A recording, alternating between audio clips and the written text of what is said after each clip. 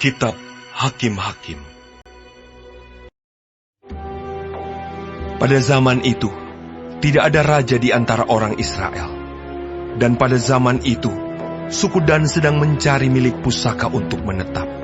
Sebab sampai hari itu, mereka belum juga mendapat bagian milik pusaka di tengah-tengah suku-suku Israel. Sebab itu Bani Dan menyuruh dari kaumnya 5 orang dari seluruh jumlah mereka. Semuanya orang-orang yang gagah perkasa, yang berasal dari Zora dan Esitaol, untuk mengintai negeri itu dan menyelidikinya, serta berkata kepada mereka, "Pergilah menyelidiki negeri itu." Ketika orang-orang itu sampai ke pegunungan Efraim di rumah Mika, bermalamlah mereka di sana. Ketika mereka ada dekat rumah Mika itu, dikenal merekalah logat orang muda suku Lewi itu. Lalu singgahlah mereka ke sana dan berkata kepadanya, "Siapakah yang membawa engkau kemari? Apakah pekerjaanmu dan urusanmu di sini?" Katanya kepada mereka, "Begitulah dilakukan Mika kepadaku. Ia menggaji aku dan aku menjadi imamnya." Kata mereka kepadanya, "Tanyakanlah kiranya kepada Allah, supaya kami ketahui apakah perjalanan yang kami tempuh ini akan berhasil." Kata imam itu kepada mereka, "Pergilah dengan selamat. Perjalanan yang kamu tempuh itu dipandang baik oleh Tuhan." Sesudah itu, pergilah ke-5 orang itu, lalu sampailah mereka ke Lais.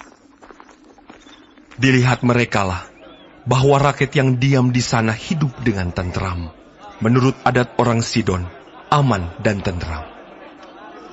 Orang-orang itu tidak kekurangan apapun yang ada di muka bumi, malah kaya harta. Mereka tinggal jauh dari orang Sidon, dan tidak bergaul dengan siapapun juga. Setelah mereka kembali kepada saudara-saudara sesukunya di Zora dan Esitaol, berkatalah saudara-saudara sesukunya kepada mereka, "Apakah yang kamu dapati di sana?" Jawab mereka, "Bersiaplah. Marilah kita maju menyerang mereka, sebab kami telah melihat negeri itu, dan memang sangat baik. Masakan kamu tinggal diam? Janganlah bermalas-malas untuk pergi memasuki dan menduduki negeri itu. Apabila kamu memasukinya, kamu mendapati rakyat yang hidup dengan tentram, dan negeri itu luas ke sebelah kiri dan ke sebelah kanan. Sesungguhnya Allah telah menyerahkannya ke dalam tanganmu. Itulah tempat yang tidak kekurangan apapun yang ada di muka bumi." Lalu berangkatlah dari sana, dari Zora dan Esitaol, 600 orang dari kaum suku Dan, diperlengkapi dengan senjata.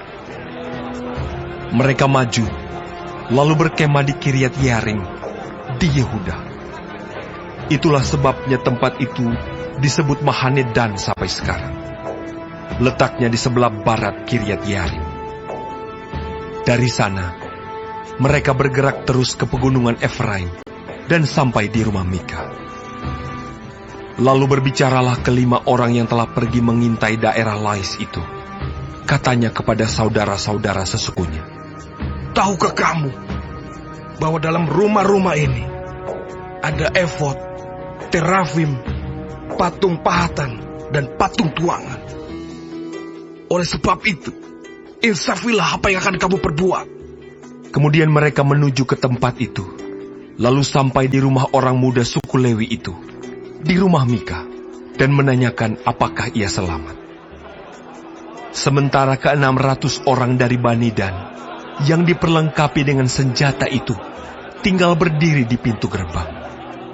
Maka ke-5 orang yang telah pergi mengintai negeri itu, berjalan terus, masuk ke dalam, lalu mengambil patung pahatan, efod, terafim, dan patung tuangan itu. Adapun imam itu berdiri di pintu gerbang, bersama-sama dengan ke-600 orang, yang diperlengkapi dengan senjata itu. Tetapi, setelah yang lain-lain itu masuk ke dalam rumah Mika, dan mengambil patung pahatan, efod, terafim, dan patung tuangan itu, berkatalah imam itu kepada mereka, "Berbuat apakah kamu ini?" Tetapi jawab mereka kepadanya, Diamlah, tutup mulut. Ikutlah kami, dan jadilah bapa dan imam kami. Apakah yang lebih baik bagimu? Menjadi imam untuk seisi rumah satu orang, atau menjadi imam untuk suatu suku dan kaum di antara orang Israel? Maka gembiralah hati imam itu. Diambilnyalah efod, terafim, dan patung pahatan itu, lalu masuk ke tengah-tengah orang banyak. Kemudian berbaliklah mereka dan pergi, dengan anak-anak, ternak, dan barang-barang yang berharga ditempatkan di depan mereka. Ketika mereka telah jauh dari rumah Mika, dikerahkanlah orang-orang dari rumah-rumah yang di dekat rumah Mika, dan orang-orang itu mengejar Bani Dan itu. Mereka memanggil-manggil Bani Dan, maka berbaliklah orang-orang itu dan berkata kepada Mika. Mau apa engkau dengan mengerahkan orang? Lalu jawabnya, Allahku yang kubuat, serta imam juga kamu ambil, lalu kamu pergi. Apakah lagi yang masih tinggal padaku? Bagaimana perkataanmu itu kepadaku? Mau apa engkau? Berkatalah Bani Dan kepadanya, Janganlah suaramu kedengaran lagi kepada kami. Nanti ada orang yang menyerang engkau karena sakit hati, dan dengan demikian engkau serta seisi rumahmu kehilangan nyawa. Lalu Bani Dan melanjutkan perjalanannya. Dan Mika, setelah dilihatnya, mereka itu lebih kuat daripadanya. Berpalinglah ia pulang ke rumahnya. Lalu Bani Dan, dengan membawa barang-barang yang dibuat Mika, juga imamnya, mendatangi Lais, yakni rakyat yang hidup dengan aman dan tentram. Mereka memukul orang-orang itu dengan mata pedang, dan kotanya dibakar. Tidak ada orang yang datang menolong, sebab kota itu jauh dari Sidon, dan orang-orang kota itu tidak bergaul dengan siapapun juga. Letak kota itu di lembah Bet Rehob. Kemudian Bani Dan membangun kota itu kembali, dan diam di sana. Mereka menamai kota itu Dan, menurut nama bapa leluhur mereka, yakni Dan, yang lahir bagi Israel, tetapi nama kota itu dahulu adalah Lais. Bani Dan menegakkan bagi mereka sendiri patung pahatan itu. Lalu Yonatan bin Gersom bin Musa, bersama-sama dengan anak-anaknya, menjadi imam bagi suku Dan, sampai penduduk negeri itu diangkut sebagai orang buangan.